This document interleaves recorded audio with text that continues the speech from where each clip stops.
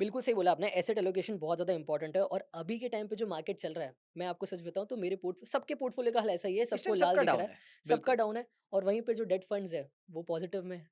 मेरे भी पोर्टफोलियो मुझे वो पॉजिटिव दिख रहा है, राइट। ठीक है? ये मान लिया हमने, अब बात करते हैं एसआईपी वर्सेस लमसम। आप इसमें क्या आपका क्या टेक है? आई थिंक इस पे ना आपके एनालिसिस पे डिपेंड करता है। देखो एसआईपी का तो अपना बहुत बड़ा रोल है। एसआईपी से फ़ायदा क्या हो जाता है, मैंने जब बताया कि मेरी भी एसआईपी चल रही है, बट क्या मैं लमसम नहीं करता? बिल्कुल करता हूँ।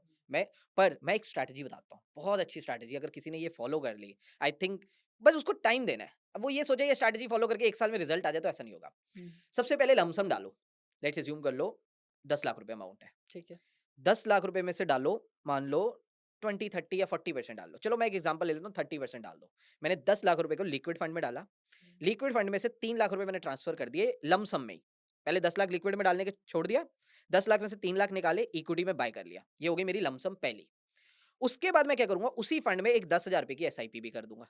अब ओके। हर महीने 3 लाख की ऑलरेडी मेरी बाइंग हुई हुई है, हुँ, हर महीने 10-10 हज़ार रुपए बाय करेगा।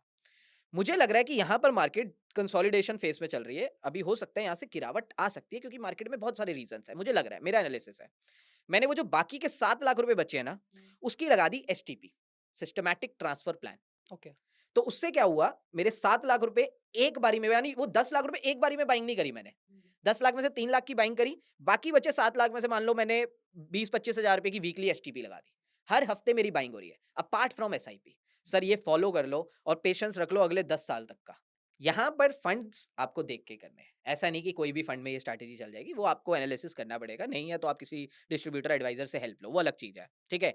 बट ये स्ट्रैटेजी सीरियसली वर्क करती है। बहुत लोगों ने करा है इसको यूज़, जहाँ पर आप पहले लमसम करते हो, लमसम से आप एसटीपी करते हो, और जब मार्केट स्टेबल नहीं होती, तब तो ये बहुत अच्छी काम करती है। क्योंकि ठीक है। आप एक रेट पे बाय करोगे नहीं। अगर मैंने महँगे मान लो ₹20 की एनएवी पे बाय कर लिया, मेरा सारा पैसा वहीं लग गया, उसके बाद मार्केट गिरती रही, तो मैं लॉसेस पे ही जाता रहूँगा। बट मैंने 20 में सिर्फ 30% बाय करा, 70% जब मैं बाय कर रहा हूँ, वो 20 का 18 आ गया, 18 का 16 आ गया, 16 का 15 आ गया, तो मेरी हर एनएवी पे बाइंग हो रही है। तो मेरी एवरेज अच्छी आ जाएगी, और वन्स मार्केट रिकवर, आप अच्छा पैसा बनाओगे, हाँ, क्योंकि अब आपकी एवरेज अच्छी हो जाएगी। एवरेज हो जाएगी और कम एनएवी पे आपको ज़्यादा ज़्यादा यूनिट्स यूनिट्स मिलती अलाउड है, है, और साथ में एसआईपी भी चल रही है। एसआईपी भी चल रही है। तो तो बिल्कुल ये एक बेनिफिट तो बहुत अच्छा मिलेगा। है। बट आपने जो समझाया मुझे तो पता है, मैं भी यही समझाता हूँ लोगों को बट लोग नहीं समझते और हमें क्या देखने को मिल रहा है विथड्रॉल्स मिल रहे हैं देखने को। ओके। जैसे ही मार्केट डाउन जाता है, हुँ। एसआईपी के विथड्रॉल्स बढ़ जाते हैं। तो इसमें मैं एक अच्छी बात ये बताऊँगा कि इस बार मुझे उतने विथड्रॉल्स देखने को नहीं मिले। ये एक अच्छी बात हुई है। मार्केट में देखो, जिस चीज़ में इन्वेस्टर सही कर रहे हैं, उसकी तारीफ़ भी करनी चाहिए। ओके, बिल्कुल सही है। अगर मैं 2018 से ये काम कर रहा हूँ म्यूचुअल फंड्स का। तो मैं अगर इन्वेस्टर्स को 2020 में लेके जाऊँ, बहुत मुश्किल से मैंने रोका था, बहुत मुश्किल से। भाई उस टाइम मार्केट भी मनवीर ऐसी गिर रही थी, मतलब बंदा नहीं देख सकता था यार। हम भी हैरान हो रहे थे, ये क्या हो रहा है हमारे पोर्टफोलियोज़, मतलब कहाँ जा रहे हैं स्टॉक्स, ठीक है? तो मैंने बहुत सारे इन्वेस्टर्स को मनाया कि यार रुको, ये सब मार्केट में चलता रहता है, कोई दिक्कत नहीं है। जो इन्वेस्टर रुके, सिर्फ 2-3 इन्वेस्टर निकले, बट जितने रुके, मैं कैगर नंबर नहीं बोल रहा, बट डिसेंट कैगर है। डिसेंट का मतलब है, जो एवरेज एमफी बोलता है ना 12%, 12.5%, उससे 5, 6, 7 पॉइंट्स ऊपर की मैं बात कर रहा हूँ। इवन 20 भी क्रॉस करा हुआ है कुछ इन्वेस्टर्स का। बिकॉज़ उन्होंने वो कोविड का हुँ, क्रैश कंटिन्यू रखा। क्योंकि ओके, एनएवी डाउन थी ना, एनएवी तब डाउन थी। आपकी बाइंग होती रही। राइट। अगर आप वहाँ ब अब आप बाय कर रहे हो, महँगे पे ही बाय कर रहे हो, और जब हुँ, वो सस्ता हो रहा है आप निकल रहे हो, you will not make money. आप नहीं बनाओगे पैसा। मेक पैसा तो सेंस। तभी बनाएगा जब आप नीचे सस्ते होने पे भी बाय करो। तो बट अब इन्वेस्टर्स क्या कर रहे हैं? कुछ इन्वेस्टर्स मैं मान रहा हूँ, जो मैंने आपको बताया ना, सिर्फ़ प्रॉफ़िट देख के आते हैं, वो एग्ज़िट भी कर जाएँगे। क्योंकि वो ये सोचेंगे कि भई 7-8% पे एफडी मिल रही है, बॉन्ड्स मिल रहे हैं। जब मुझे -5 या सिर्फ़ 4-5% का कैगर मिलना है स्टॉक्स में या म्यूचुअल फंड्स में, तो मैं क्यों ही डालूँ इस पे पैसा? तो वो तभी आए थे रिटर्न देख के, रिटर्न नहीं मिला वो आउट। जब वो आउट हो जाएँगे, कुछ टाइम बाद देखेंगे रिटर्न मिल गया, वो फिर आएँगे, फिर आउट हो जाएँगे, तो वो पैसा नहीं बनाएँगे। इसीलिए आप जो वो डेटा आता है ना कि 95% लूज़ मनी, 5% प्रॉफिट बनाते हैं, वो जो पाइ 5% आगे बढ़ते हैं, वो इसलिए बढ़ते हैं क्योंकि वो पेशेंस रखते हैं। और आई थिंक आप और मैं 5% में अगर आ गए हैं, या 5% में पहुँच रहे हैं, वो इसीलिए पहुँच रहे हैं, हम लोग समझ चुके हैं कि पेशेंस तो रखना पड़ेगा। बिल्कुल सही बात है। तो कुछ इन्वेस्टर्स पहले से बेटर हो गए हैं। अभी एसआईपी आते हैं मेरे को क्लाइंट्स के फ़ोन कि सर वर्क नहीं कर रही, आपने जैसे बताया था ये वैसा नहीं चल रहा। हम समझा देते हैं, बट अभी तक नो रिडम्पशंस। मैं अभी पिछले 1.5 साल से मार्केट नहीं चली, एक भी रिडम्पशन नहीं है, बल्कि लमसम जा रही है। एसआईपीज़ कंटिन्यू है, रिडम्पशन है नहीं। अगर रिडम्पशन 1-2 आई भी, तो वो किसी के गोल अचीव हो गया, किसी ने शॉर्ट टर्म डाला तो उसकी रिडम्पशन है। मतलब कोई इसलिए पैसा नहीं निकाल रहा कि मार्केट में रिटर्न नहीं है। मतलब लोगों को विश्वास है। और सर आप इंडिया में रहते हो, आप इंडिया पे अगर बुलिश नहीं हो, कहाँ आप क्या करोगे?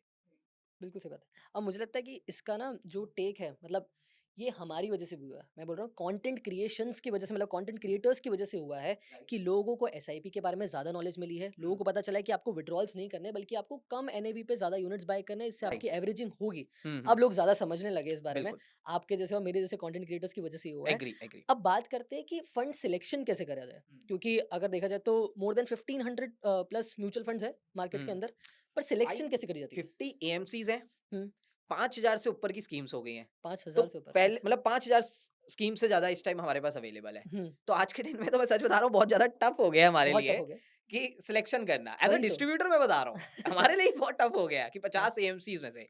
बट स्कीम सिलेक्ट करो आप अपने गोल्स के बेसिस पे, आपके क्या गोल्स हैं और आपका क्या ऑब्जेक्टिव है और आपका क्या रिस्क है। इस पे कोई टाइम स्पेंड नहीं करना चाहता। अगर आप रिटर्न देख के स्कीम ले रहे हो, you will not make money sir. वो ऑलरेडी रिटर्न दे चुका है। चलो एक एग्जांपल से बताता हूँ। एक स्कीम ने मान लो 25-30% रिटर्न दे दिए। अब सर उसने रिटर्न इसलिए दे दिए पिछले 1 साल क्योंकि में, मान लो 3-4 साल में दे 3 दिए। साल में, अब ठीक जैसे है। अगर किसी ने कोई फंड आया ही कोविड में, हाँ, अब कोविड में तो निफ्टी 7,500 था ना, तो जिसने वहां 5 लाख 10 लाख रुपए डाला उसका पैसा बना 2025-26 तक। बट जो आज डालेगा उसको सेम रिटर्न नहीं मिलने वाला। आज निफ्टी 26 पे खड़ा है और 26 से जब तक वो 35-40 नहीं पहुंचेगा आपको कुछ नहीं मिलने वाला रिटर्न।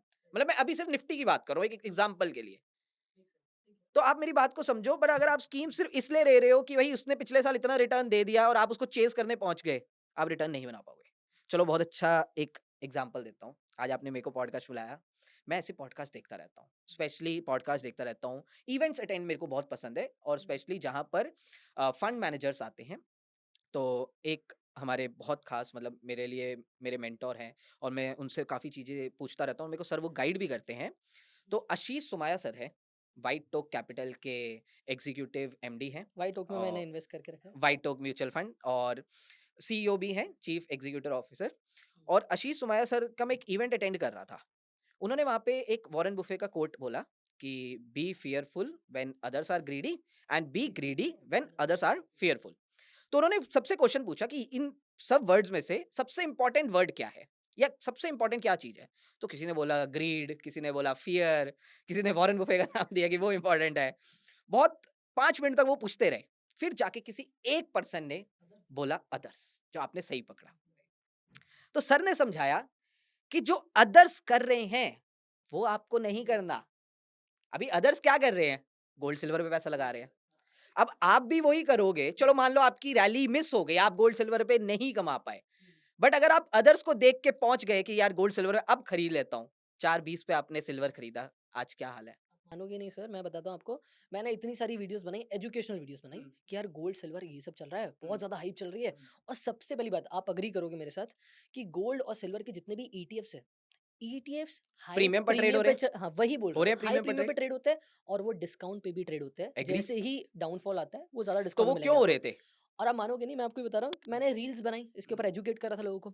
लोगों ने क्या कमेंट्स में लिखा है, मैंने उन्हें बताया कि आपके क्या थॉट्स हैं। वो बोलते हैं सर थॉट्स का तो छोड़ो, मैंने इन्वेस्ट करे थे 5 लाख रुपए। अभी कितनी सच्चाई है मुझे नहीं पता, ये जेन्युइनली कमेंट आया हुआ है मेरी वीडियो पे। 5 लाख रुपए इन्वेस्ट करे थे लोन लेकर, घर वालों से लोन ले, किससे ले लोन लिया हो पता नहीं मुझे। 2 लाख रुपए के लॉस पे चल रहा हूँ, क्या करूँ? तो मैंने आपको क्या बताया? उन्होंने जब ये बोला ना be fearful when others are greedy and be greedy when others are fearful. तो सबसे इंपॉर्टेंट है अदर्स। अभी अदर्स क्या कर रहे हैं? देखो सर, ये हमारे एनालिसिस पे जब हम बैठते हैं अपने एनालिसिस करने, तो हम ये देखते हैं कि अदर्स क्या कर रहे हैं और जो अदर्स कर रहे हैं वो हम नहीं करते। अगर मैं भी वही काम करूँ जो अदर्स कर रहे हैं, तब मैं क्यों डिस्ट्रीब्यूटर हूँ और क्यों मैं इन्वेस्टर कहलाऊँ अपने आप को? फिर तो मेरे को इन्वेस्टर कहलाने का कोई हक नहीं है, जब मैं एनालिसिस ही नहीं कर रहा। सर मैं एनालिसिस करूँ, एनालिसिस के बाद भी लॉस हो जाए वो अलग चीज़ है। बट अगर मैं ऐसे ही कहीं पे भी इन्वेस्ट कर दूँगा, उसको आप स्पेक्युलेशन कहोगे, उसको आप एनालिसिस नहीं बोलोगे, वो फिर जुआ ही है। हम कैसीनो जाते हैं, हम एनालिसिस नहीं करते, हम वहाँ पर बस एक लक के बेसिस पे करते हैं। और जो आपने कहा कि ये प्रीमियम पर ट्रेड हो रहे थे, ये प्रीमियम पर इसलिए ट्रेड हो रहे थे, हर कोई उस पे स्पेक्युलेट कर रहा था कि मैं प्रॉफिट बना जाऊँ और प्रॉफिट बना नहीं।